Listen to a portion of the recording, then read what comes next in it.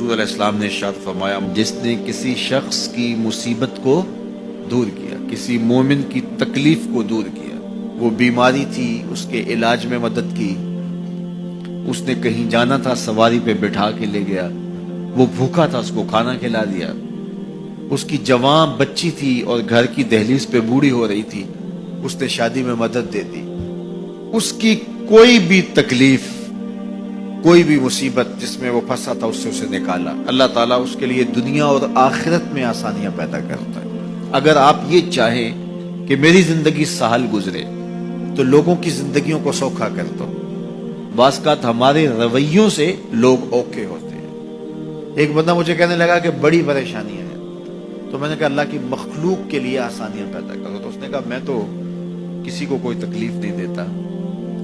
میں نے کہا کہ آپ کے گھر کے سامنے گلی کتنی چوڑی ہے؟ تو وہ کہنے لگا 12 فٹ کی گلی ہے۔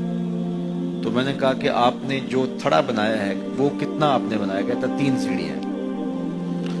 تو میں نے کہا کہ یہ اللہ کی مخلوق کو تکلیف نہیں ہے؟ 12 فٹ کی گلی ہے، لوگوں کی بیچاروں کی کبھی گاڑیاں بھی گزرتی ہیں، جنازے بھی گزرتے ہیں، اور تم نے 3 سیڑھیاں اس گلی کے اندر رکھی ہوئی ہیں اور تم سمجھتے ہو کہ میں کسی کو تکلیف نہیں دے رہا۔ تم لمحہ لمحہ اللہ کی مخلوق کو تکلیف دیتے ہو۔ میں گزرا ایک گلی سے تو اچانک لائٹ چلی گئی تو میرا گھٹنا زور سے ٹکرایا تو زخمی ہوا۔ کتنے دن زخمی نہیں، پرانی بات ہے۔ تو وہ کسی نے اپنے گھر کے سامنے 3 فٹ اونچا گٹر بنایا ہوا تھا، 8-10 فٹ گلی ہے اور 2 فٹ کا گٹر اونچا بنایا ہے، اور گلی سے ہم جا رہے ہیں تو گھٹنا لگا اور زخمی ہوا۔ پتہ نہیں کتنوں کے زخمی ہوئے ہوں گے، کئی بیمار گرے ہوں گے، لیکن اس نے اس کو ہٹایا نہیں ہے، اس لیے کہ وہ سمجھتا ہے کہ گلی پر اتنا تو میرا حق ہے۔ ہمارے دین نے تو ہمیں کس قدر آسانیاں سکھائی ہیں، کس قدر سہولتیں ہمارے دین نے ہمیں دی ہیں، اور لوگوں کی جان سوکھی رہے، لوگوں کو تکلیف میں مبتلا نہ ہونے دیں، لوگوں کو اذیت میں مبتلا نہ ہونے دیں۔ میں تو یہ بھی دیکھتا ہوں کہ لوگ 12 فٹ کی گلی ہے اور اس کے اندر دکان ہے، تو سامنے اس طرف کا جو ہے وہ موٹر سائیکل کھڑا کر کے تو اندر سے جو ہے وہ کوئی چیز خرید رہے ہوتے ہیں، تو باہر سے کوئی بیچارہ آ کے ہارن دے رہا ہو، اب کھلو جا، کوئی نہیں ٹکالی پہ۔